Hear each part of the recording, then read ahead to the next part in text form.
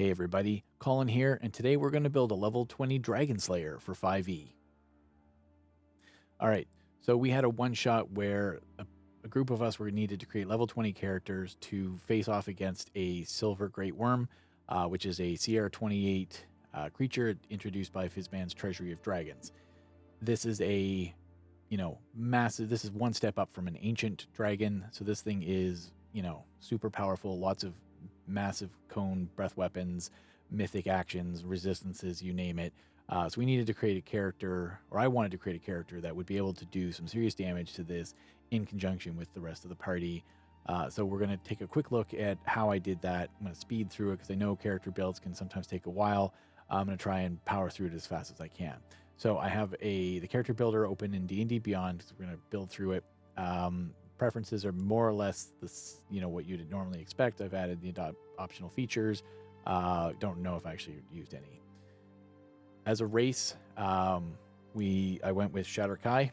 I needed something that was Elven, which we'll show why in a minute. And the fact that you can do the Blessing of the Raven Queen, which lets you kind of do a bit of a Misty Step where you get resistance to all damage after doing it, makes it very handy. I actually did end up using that. And so I'm not going to choose any of the proficiencies that didn't make any differences. You get a couple of proficiencies. This wasn't a character that I was going to be playing for flavor over a long time. This wasn't a level 20 that I was going to build up to from level 1 or 5 or whatever. This was single purpose, one shot, level 20, and we also were given a certain allotment of gold, 320,000, as well as a bunch of magic items, including a couple of legendaries. So it was really able to kit this thing out, and we'll show you just how that worked. So to start off with, I'm going to take some late levels in fighter. And I'm going to change this to 11 levels in fighter. This is kind of our main kind of class.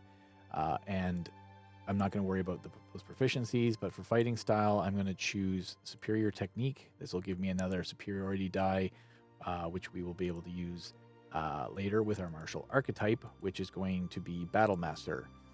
And the reason that we choose Battle Master is to get maneuvers, and in particular, menacing attack, which allows us to add a superiority die roll to our damage, which we want lots of chunky damage.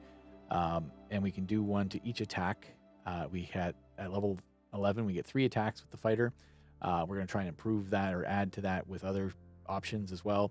Now I chose a couple of other ones here. Maneuvering attack, again, if you're just trying to optimize for damage, menacing attack is your best option, but maneuvering attack and some of these other ones can certainly add some kind of extra utility to your character. So I'm just trying to click through some of the other ones that I think selected: precision, sweeping, brace, ambush, and rally.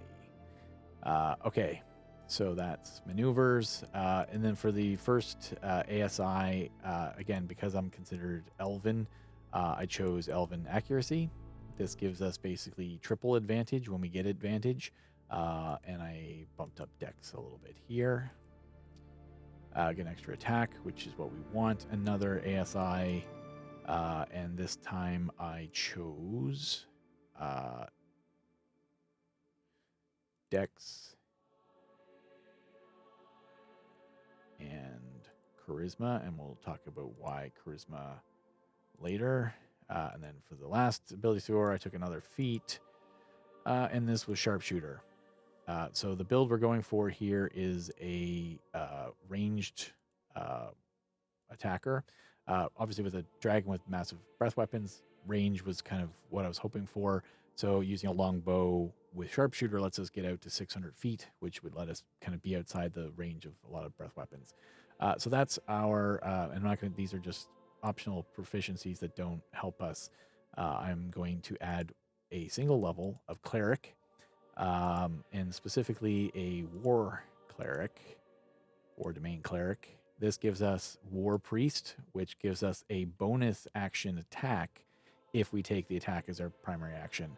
So this gives us kind of, again, another attack on our turn to add that chunky damage. in. So that's one level there. So we've got 12 levels. Now I'm going to take some levels in Ranger. In particular, I'm going to take 3 levels of Ranger. And I'm going to proficiencies.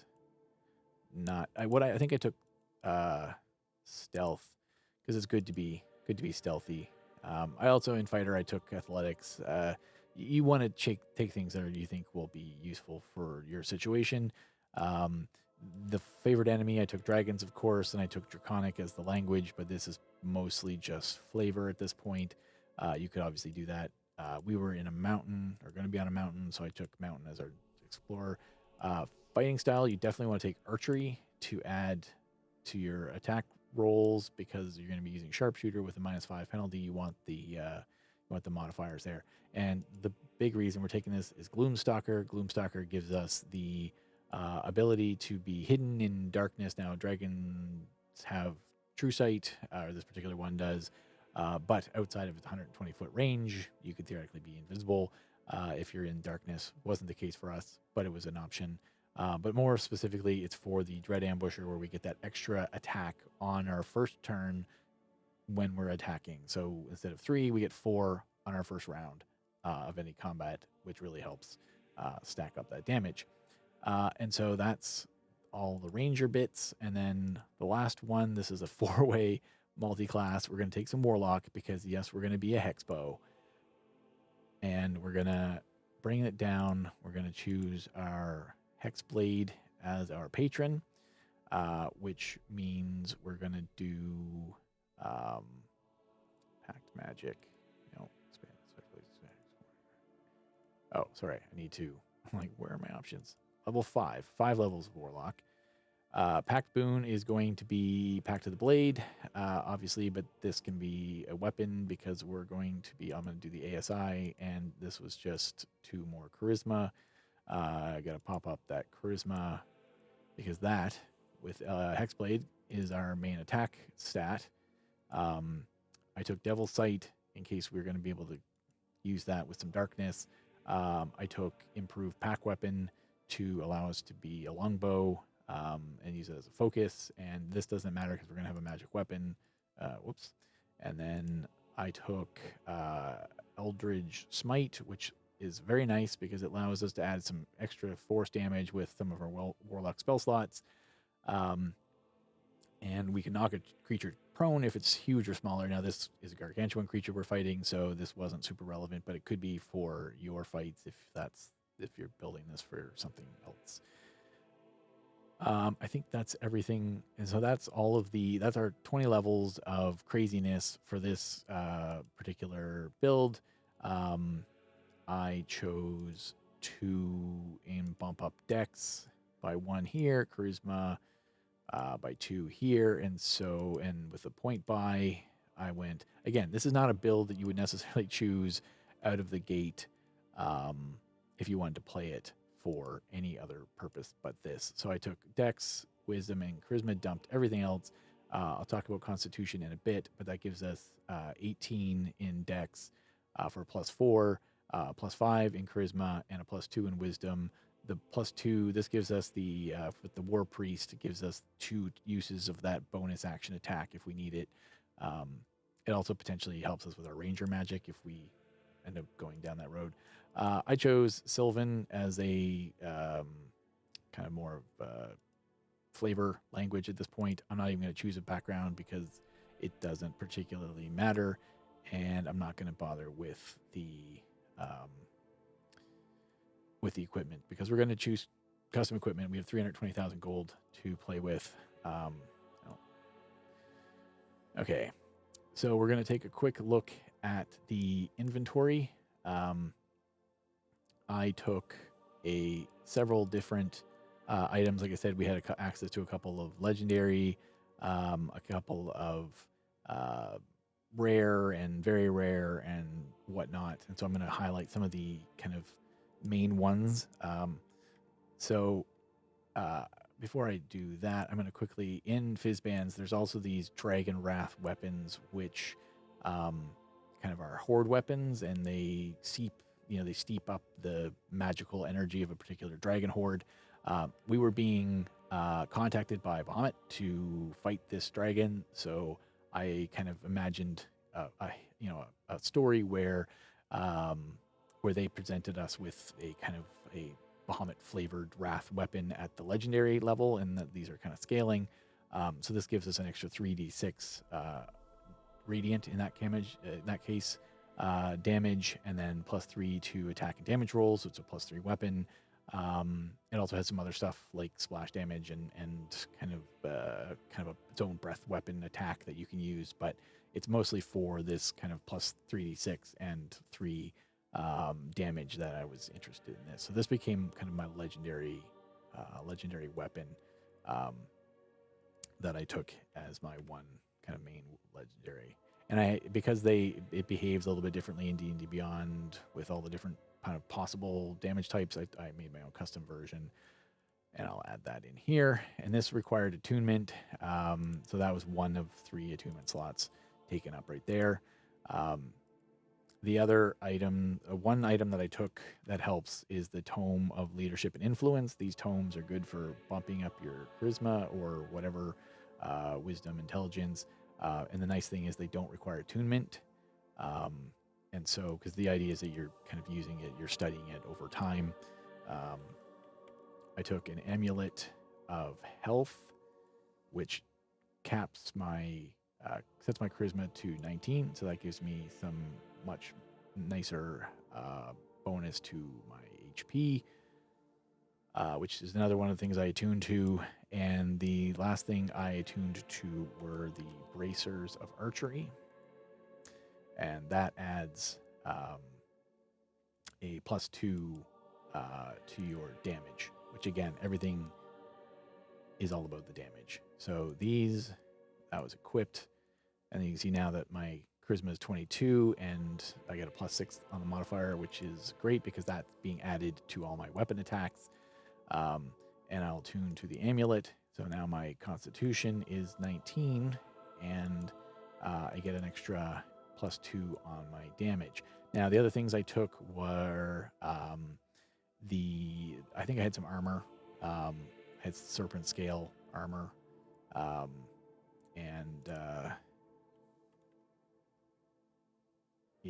serpent scale armor, and I had an arrow of dragon slaying as a kind of very rare item. I had oil of sharpness to kind of increase 5 of my arrows to +3, kind of essentially, and +3 arrows stack with your +3 bow. So again, that's all extra damage.